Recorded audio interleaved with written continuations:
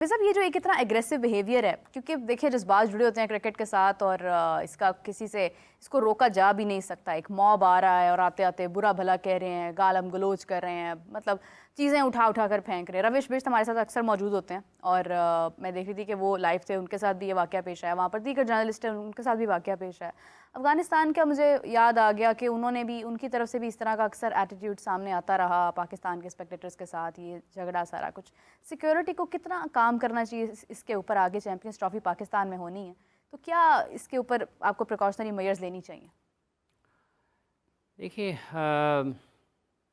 अफ़गानिस्तान वाला मामला वो पाकिस्तान के साथ उनका पेश आया था जब 2019 के वर्ल्ड कप में, और उसके बाद एक मरतबा शारजाह में, मेरा ख्याल मुत्तहिदा अरब अमारात में खेलते हुए। लोगों को थोड़ा तहज़ीब में रहना चाहिए। आप किसी भी जगह पर खेल रहे हैं, आप किसी भी टीम के ख़िलाफ़ खेल रहे हैं, और आपको ज़रा ज़्यादा अपने जज्बात पर काबू रखना चाहिए। 3 मैच हारी है श्रीलंका की टीम, और तीनों मैच ऐसे थे कि जिसमें वो फ़तह हासिल कर सकते थे। और क्राउड उनका बहुत ज़्यादा जोश और जज्बे के साथ मैच देखने के लिए स्टेडियम तक आता है, और इसलिए उनका जो क्राउड है, बहरहाल उनको एक स्पोर्ट्समैन स्पिरिट का मुजाहरा ज़रूर करना चाहिए जब आप खेल के मैदान से बाहर आ रहे हैं। हार जीत है, देखिए क्रिकेट उनकी ठीक होनी चाहिए। श्रीलंका की जो सबसे ज़्यादा अहम है, उनकी वुमेंस टीम ने श्रीलंका की एशिया कप का फाइनल जीता, लेकिन उनकी मेंस टीम उतना अच्छा परफॉर्म नहीं कर पाई है। उनकी क्रिकेट अगर बेहतर होगी तो लोगों के जज्बात जुड़े हैं बुनियादी तौर पर क्रिकेट के साथ, और लोगों के जो ख़यालात हैं वो उनके जज्बात के ऊपर नताइज असरअंदाज होते हैं। तो नताइज उनके अच्छे नहीं रहे। 3 मैचेस में उनकी टीम हारी है, तो बाहर आते हैं, बस लोग बोलते हैं, कभी कभार खुशियाँ भी मनाते हैं। यही लोग बाहर निकलते हैं स्टेडियम से तो अपने नारे लगाते हैं, खुशियाँ मनाते हुए जाते हैं, और बाहर बाज़ औक़ात फिर जब ये बाहर आते हैं तो रद्द-ए-अमल भी देते हैं। तो ये खेल का हिस्सा है, लेकिन इसको अगर ज़्यादा बेहतर अंदाज में तहज़ीब के दायरे में रहकर किया जाए तो वो मेरा ख़्याल है ज़्यादा मुनासिब है।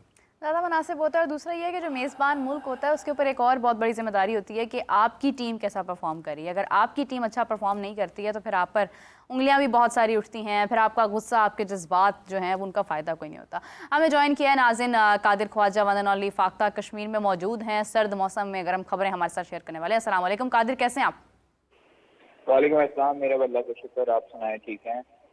मैं बिल्कुल ठीक हूँ। हाफिज़ इमरान साहब भी मेरे साथ मौजूद हैं। कादिर, इतने खूबसूरत मौसम के अंदर कुछ चटपटी सी खबरें मैंने सुना आपके पास मौजूद हैं। बहुत सारी तब्दीलियाँ आपने करवा दी हैं पीसीबी में। वकार यूनुस साहब को आपने मशीर बना दिया है जी पीसीबी के चेयरमैन का। सॉरी, आपकी आवाज़ कट रही थी मेरे, दोबारा पूछ। मैं ये कह रही हूँ कादिर कि बहुत सारी तब्दीलियाँ हम देख रहे हैं। सर्जरी हो रही है, अभी तक मुकम्मल तौर पे हो रही है, लेकिन सर्जरी का सर पैर सामने नहीं आ रहा है। लगता है सर्जरी करने वाले जो डॉक्टर्स हैं वो, उनको खुद समझ नहीं आ रहा कि सर्जरी करनी किस जगह पर है। वहाब रियाज को पहले बाहर किया गया, अब्दुल रज़ाक को बाहर किया गया, फिर उसके बाद वहाब रियाज को भेज दिया गया ट्रेनिंग पर। आसार तो यही है कि वो वापस आ जाएंगे। फिर वकार यूनुस को मशीर बना दिया गया, मोहसिन नकवी साहब का।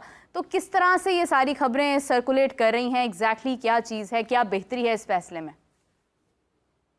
देखें, ये चीजें तो शुरू से चलती आई हैं, सिलसिला कभी रुक नहीं सकता। वकार यूनुस जो हैं वो साबिक़ अदवार में हेड कोच भी चुके हैं, और इसी के साथ साथ बात की जाए उनकी हेड कोचिंग के हवाले से तो उनका कोई एक्सपीरियंस अच्छा नहीं रहा।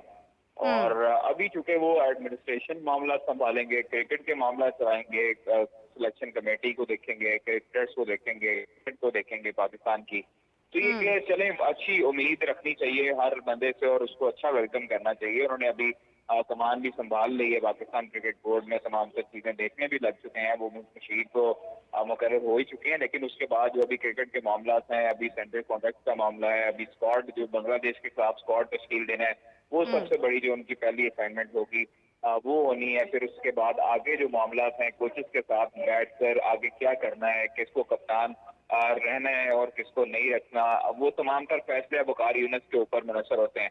और ये चीजें देखें, क्रिकेट के मामला अगर क्रिकेट जो है वो ज्यादा बेहतर तरीके से चलाते हैं तो पाकिस्तान के लिए जो अच्छा होगा हम उसको अच्छे तरीके से वेलकम करेंगे। अगर पाकिस्तान के लिए इसी तरह ये चलता रहा, अगर क्रिकेटिंग मामला खराब रहे वकार यूनुस के बावजूद भी, तो फिर भी जो है वो देखें, वकार यूनुस की वजह से काफी लोगों को, क्रिकेटर्स को शिकायत रही हैं। उमर अकमल को शिकायत रही है, मुतअद्दिद ऐसे क्रिकेटर्स थे जिनको शिकायत रही है। मोहम्मद आमिर जो थे वो अगर आपको याद होगा तो रिटायरमेंट उन्होंने वकार यूनुस और मिसबाह हक की वजह से ली थी। तो इसलिए एटीट्यूड प्रॉब्लम जो है वो प्लेयर्स और वकार यूनुस के दरमियान चलते रहे हैं। लेकिन अब चूंकि उनको नई जिम्मेदारी दी गई है तो अच्छी की उम्मीद रखनी चाहिए और अच्छी उम्मीद के साथ ही उनको ये सोचना चाहिए कि वकार यूनुस अब पाकिस्तान क्रिकेट जो है वो बेहतर करेंगे। हालांकि हाफिज साहब को शायद गुज़श्ता रोज उनका डिसीजन पसंद नहीं आया था। मैंने उनका प्रोग्राम सुना था, उनके साथ जो को एंकर भी बैठी थी उन्होंने भी जो है वो काफी हद तक तनकीद का सिलसिला लगाया। देखिए अच्छी की उम्मीद रखनी चाहिए। अब जो डिसीजन हो गया है कादिर, पूरा मीडिया ही इसके ऊपर सवाल उठा रहा है, हर कोई इसके ऊपर सवाल उठा रहा है। मुझे याद आ रहा था आपने वर्ल्ड कप में कहा कि क्रिकेटर्स को तो होना ही नहीं चाहिए, हम लोगों को आ जाना चाहिए, हम लोग बेहतर मशवरे दे सकते हैं। अब आप भी कह रहे हैं कि क्रिकेटर्स को होना चाहिए, बहुत अच्छा फैसला है, पॉजिटिव रहें। हम कहाँ जाएं कहाँ ना जाएं?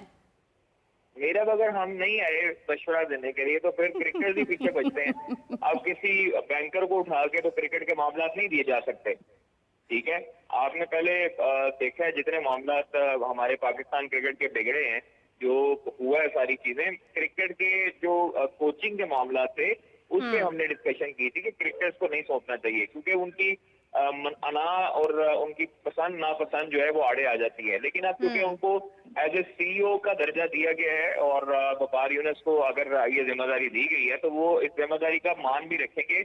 अगर नहीं रखेंगे तो एक्सपोज हो जाएंगे और पूरी दुनिया उन पर तनकीद का सिलसिला जारी रखेगी। लेकिन अभी जो है वो जो भी है हमें एक तनकीद साइड पे करके एक अच्छे की उम्मीद रखनी चाहिए और पॉजिटिव रिस्पांस देना चाहिए। पाकिस्तान क्रिकेट की बेहतरी के लिए अगर हमें थोड़ा नहीं, एक सेकंड रुके कादिर, मेरा हाफिज साहब से सवाल है। हाफिज साहब, हम यही करते रहे कि हम आजमाते रहे, वो नहीं चल गया, चलो अब इसको भी हटा दो, अब आप आ जाओ, आप भी मौका दे दो, आप भी चले जाओ। ये तो बहुत लंबी गेम है, इसके अंदर तो हमारी क्रिकेट तबाह हो जाएगी। देखिए बात यह है कि जैसे वकार यूनुस साहब को लगाया गया है और अगर हम देखते हैं माजी में जैसे अभी कादिर साहब फरमा रहे हैं कि हमें अच्छे की उम्मीद रखनी चाहिए। आप कोयले जलाकर उसके ऊपर बैठ जाएं और आप ये तो नहीं कह सकते कि आपका टेम्परेचर 16 पे रहेगा और आपका कमरा ठंडा रहेगा। सही बात। तो जो चीज़ आप बोते हैं वो आप काटते हैं बाद में। तो ये ऐसे तो नहीं कहा गया ना कि जो आपने बोया वो काटना पड़ेगा।